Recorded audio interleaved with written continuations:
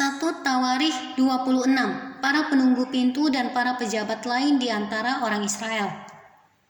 Tentang rombongan para penunggu pintu dari orang Korah ialah Meselemia bin Kore dari keturunan Ebiasaf.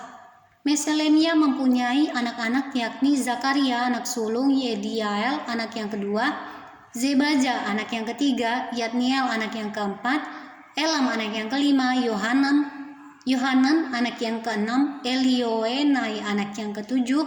Obed Edom mempunyai anak-anak yakni Semaya anak sulung, Yozabat anak yang kedua, Yoab anak yang ketiga, Sakar anak yang keempat, Netaneel anak yang kelima, Amiel anak yang keenam, Isakar anak yang ketujuh, dan Peuletai anak yang kedelapan.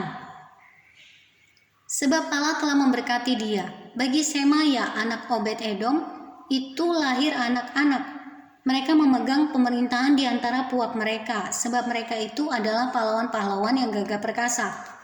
Anak-anak Semaya ialah Otni, Refael, Obed, dan Elzabat, serta saudara-saudaranya, yakni Elihu dan Semakia, orang-orang gagah perkasa. Mereka sekalian adalah dari keturunan Obed Edom, yakni mereka sendiri, anak-anak mereka, dan saudara-saudara mereka.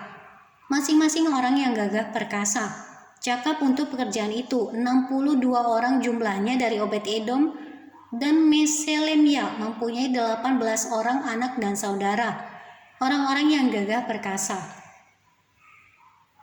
Hosa dari Bani Merari mempunyai anak-anak yakni Simri, seorang kepala, sebab sekalipun ia bukan anak sulung tetapi ayahnya mengangkat dia menjadi kepala. Hilkia anak yang kedua, Tebalia anak yang ketiga, dan Zakaria anak yang keempat. Semua anak dan saudara Yehosa itu ada 13 orang.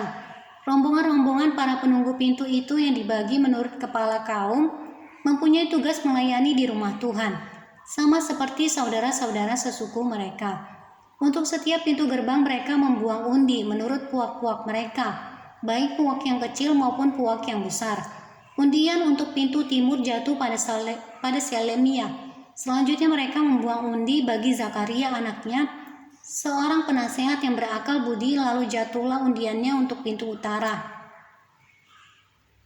Bagi Obed Edom ialah pintu selatan, dan bagi anak-anaknya gudang perlengkapan.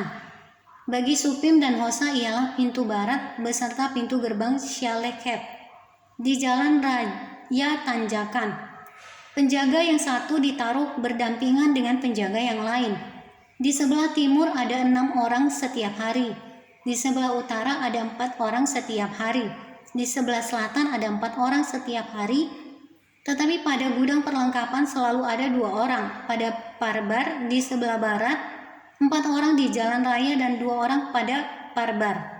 Itulah rombongan-rombongan para penunggu pintu dari Bani Korah dan dari Bani Merari. Orang-orang Lewi, saudara-saudara sesuku mereka yang mengawasi perbendaharaan rumah Allah dan yang mengawasi perbendaharaan barang-barang kudus. Bani Ladan yakni keturunan Gerson melalui Ladan mempunyai orang-orang Yehiel sebagai kepala puak. Keturunan Yehiel yakni Zetam dan Yoel saudaranya mengawasi perbendaharaan rumah Tuhan. Dari orang Amram, orang Yishar, orang Hebron, dan orang Uziel adalah Sebuel bin Gersom bin Musa yang menjadi kepala perbendaharaan. Sanak saudara Sebuel melalui Eliezer ialah Rehabia anak Eliezer, dan Yesaya anak Rehabia, dan Yoram anak Yesaya, dan Zikri anak Yoram, dan Selomit anak Zikri. Selomit ini beserta sanak saudaranya mengawasi perbendaharaan barang-barang kudus yang telah dikuduskan oleh Raja Daud dan oleh para kepala puak dan para pemimpin pasukan 1000 dan pasukan 100 dan para panglima. Mereka telah menguduskannya dari rampasan perang untuk menyemarakkan rumah Tuhan. Juga segala yang dikuduskan oleh Samuel pelihat itu, oleh Saul bin Kis, oleh Abner bin Ner, dan oleh Yoab anak Zeruya. Ya, segala barang yang dikuduskan ada di bawah pengawasan Selomit beserta sanak saudaranya.